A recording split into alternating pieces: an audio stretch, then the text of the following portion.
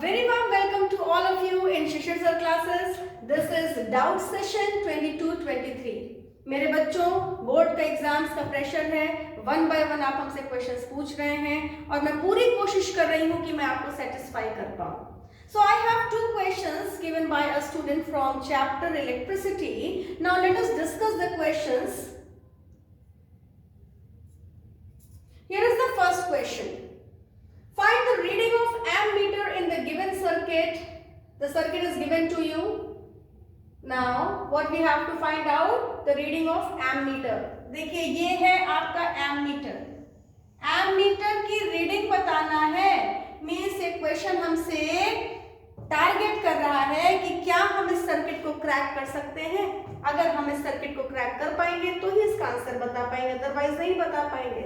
चलिए सबसे पहले तो हमको ये देखना है कि सर्किट में जितने भी रेजिस्टर्स लगे हैं वो कैसे लगे हैं. एक 3 ओम का रेजिस्टर है, 5 वोल्ट की बैटरी है, करंट यू निकली यू आई और यहां पर देखिए करंट बढ़ गई. मींस ये 3 ओम के जो दो रेजिस्टर्स हैं ये खुद तो सीरीज में है लेकिन इस 4 ओम के साथ पैरेलल कनेक्टेड है. मींस ये जो ब्रांच आ रही है ये ब्रांच ये टोटल रेजिस्टर के साथ सीरीज में है. 3 ओम इस टोटल कॉम्बिनेशन के साथ सीरीज में है. तो सबसे पहले तो इसके सर्किट को सिंप्लीफाई कर लेते हैं. ये ब्रांच देख सकते हैं आप 3 है तो हमारा सर्किट सिंप्लीफाई होकर क्या हो जाएगा, ये 3 ओम एज इट इज पड़ा रहेगा और यहाँ पर ये हो जाएगा 6 ओम क्योंकि सीरीज में रेजिस्टेंस ऐड हो जाते हैं. और इस ब्रांच पर अभी भी 4 ओम पड़ा हुआ है, एमीटर यहाँ लगा हुआ है और हमारा सर्किट ये हमने सिंप्लीफाई कर दिया. ठीक, अब आपको साफ दिख रहा होगा कि ये 6 और 4 जो है ये एक दूसरे के साथ पैरेलल में लगे हुए हैं. तो चलिए झट से इसको भी सॉल्व कर ले. 1/r = 1/6 + 1/4 एलसीएम में हो जाएगा 12. 2 + 3 = 5/12. 5/12 मींस रेजिस्टेंस हमारा आ गया 12/5 ओम का रेजिस्टेंस ये टोटल है. तो सबसे पहले हम क्या करने वाले हैं, हम पूरा ये मिटा करके इस रेजिस्टर को सिंप्लीफाइड फॉर्म में 12/5 ओम लिखने वाले हैं. क्योंकि ऐसा करने से हमें दिख जाएगा कि ये 12/5 इस 3 के साथ सीरीज में है. अब इसको जरा सा डेसिमल में कन्वर्ट कर लीजिए तो ऐड करने में आसान रहेगा. 5 2 * 10 एंड 4 * 20 मींस ये 2.4 ओम का रेजिस्टेंस है और ये 2.4 ओम का रेजिस्टर इस 3 ओम के साथ सीरीज में दिख रहा होगा आपको. तो R इक्विवेलेंट आपको मिल गया कितना, जोड़ डायरेक्ट जोड़ लीजिए चाहे आप ऐसे करके जोड़िए. 2.4 + 3 = 5.4 ओम का इक्विवेलेंट माने कंप्लीट टोटल रेजिस्टेंस इस सर्किट के पास कितना है, 5.4 ओम का रेजिस्टेंस है. अब टोटल रेजिस्टेंस पता चल गया, हमको बैटरी का वोल्टेज 5 वोल्ट मालूम है. तो सबसे पहला काम हम करेंगे कि टोटल करंट निकालेंगे. By Ohm's law V = IR होता है बच्चों, तो I = V/R हो गया. वोल्टेज है 5 और इक्विवेलेंट रेजिस्टेंस है 5.4. Now get it calculated and have your answer 50/54. इसको थोड़ा सा सिंप्लीफाई कर लीजिए तो ये चला जाएगा आपका 25/27 एम्पियर की टोटल करंट सर्किट में बह रही है. तो चलिए यहां पर हम डिनोट कर लें कि हमारी टोटल करंट कितनी है, 25/27 एम्पियर. कुछ बच्चे एग्जाम जब दे रहे होते हैं तो एक बहुत बड़ी मिस्टेक करते हैं कि वो बार बार अपने हर फ्रैक्शन को डेसिमल में कन्वर्ट करने की जिद ठाने होते हैं.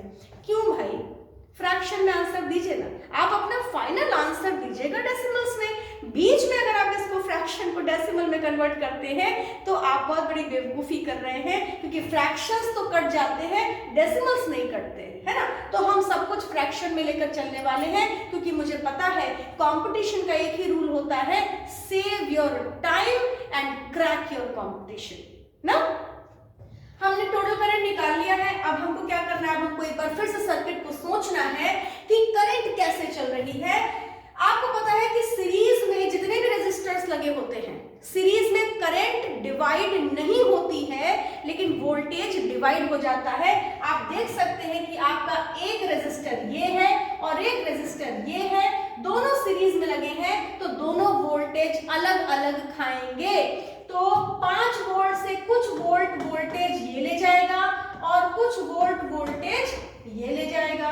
तो सबसे पहले तो हम ये पता कर लें कि ये ब्रांच कितना वोल्टेज ले रही है और ये कितना वोल्टेज ले रहा है। तो हमने क्या निकालना है, V1 निकालना है। तो चलिए V1 निकाल लेते हैं। V1 is equals to I into R। अच्छा, V1 के लिए कौन सा रेजिस्टेंस लेंगे, इक्विवेलेंट लेंगे क्या? नहीं, इस ब्रांच का अगर आपको वोल्टेज निकालना है तो इसी ब्रांच के रेजिस्टर को उठाइएगा।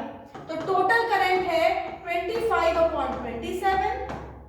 मैं टोटल करंट क्यों ले रही हूं, क्योंकि ये दोनों सीरीज में हैं, तो सीरीज में करंट सेम मिलती है, मींस इसको भी 25/7 मिलेगी और इसको भी 25/7 मिलेगी। तो इनटू रेजिस्टेंस कितना है 3, तो थोड़ा कट्टम पिट्टम कर दीजिए तो ये हो जाएगा 25/9, राइट। इतना वोल्ट का वोल्टेज हमारा ये खा जा रहा है।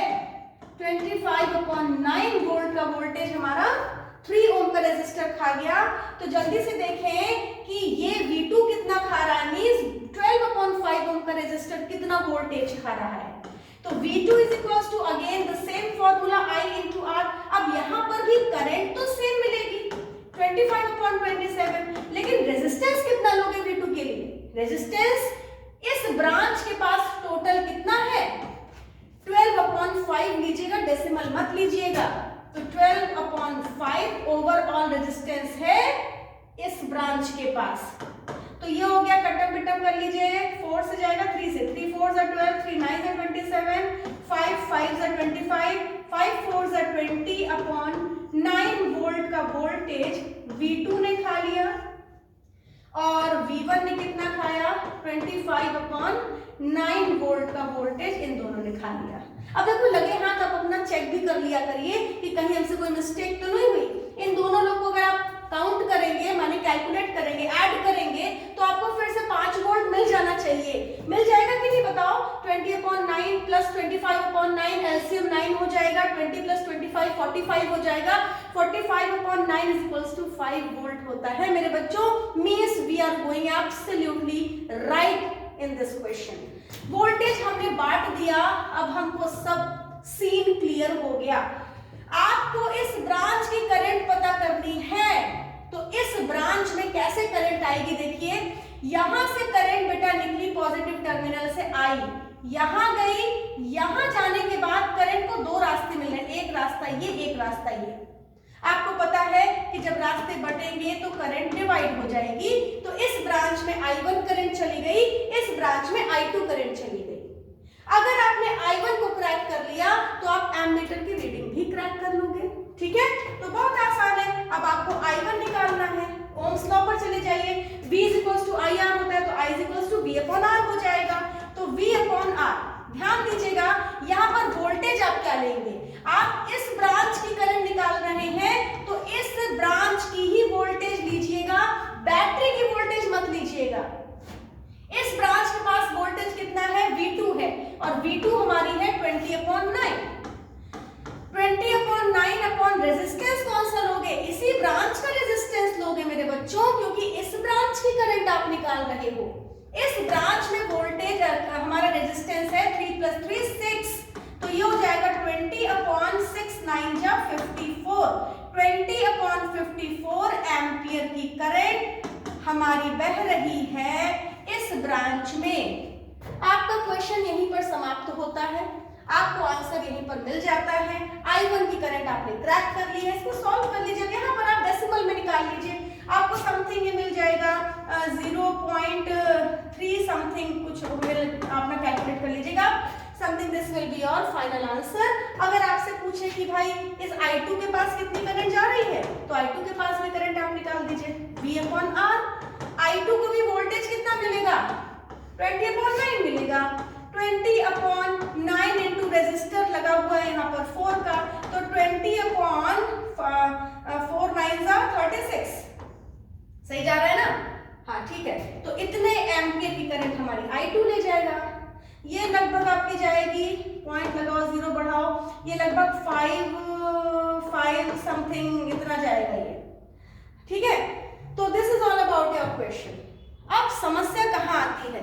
समस्या बेटा एक बहुत बड़ी आप लोगों के साथ इस समय चल रही है कि आप अपने आंसर्स के हिसाब से अपने सॉल्यूशन को मैनिपुलेट करने की कोशिश करते हो। आपके पास आंसर कुछ और अगर मिल गया तो आप सोचते हो कि आपका कॉन्सेप्ट गलत है।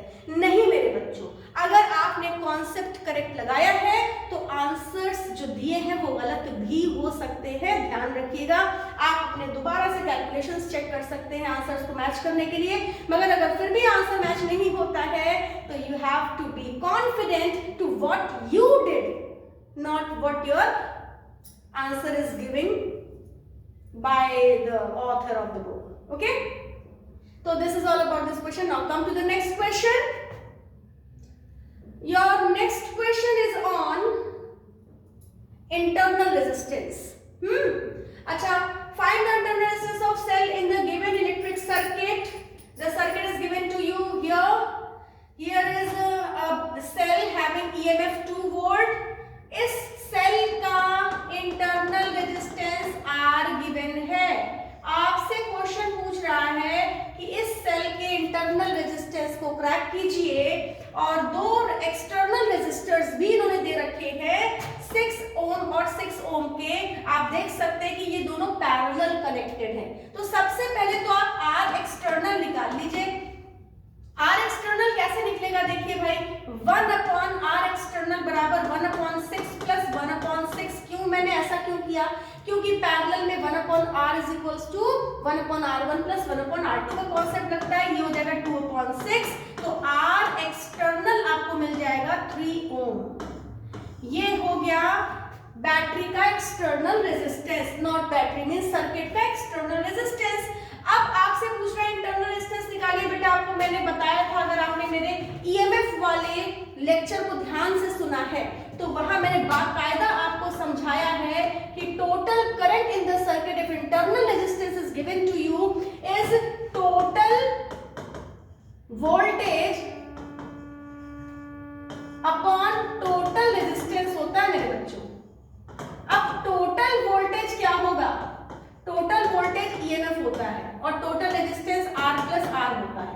तो टोटल करंट क्या हो गई? E upon R plus R हो गई। यही कॉन्सेप्ट लगा दीजिए। करंट कितनी बह रही है? 0.5 क्वेश्चन ने कहा है। अच्छा, ईएमएफ आपको 2 वोल्ट का दे रखा है अपॉन एक्सटर्नल रेजिस्टेंस अभी आपने कैलकुलेट किया 3 और इंटरनल रेजिस्टेंस आपसे पूछा जा रहा है। क्रॉस मल्टीप्लाई कर दीजिए, ये हो जाएगा 1.5 plus 0.5R is equals to 2। तो ये हो जाएगा 0.5R is equals to 2 minus 1.5 is equals to 0.5R। तो इंटरनल रेजिस्टेंस हो गया आपका 0.5 अपॉन 0.5। तो इंटरनल रेजिस्टेंस आपको मिल रहा है 1 ओम का। So this is all about the question. आप ऐसे ही सवाल पूछते रहिए and I will try my level best to sort out all your doubts as easy as possible. Thank you so much. Have a nice day.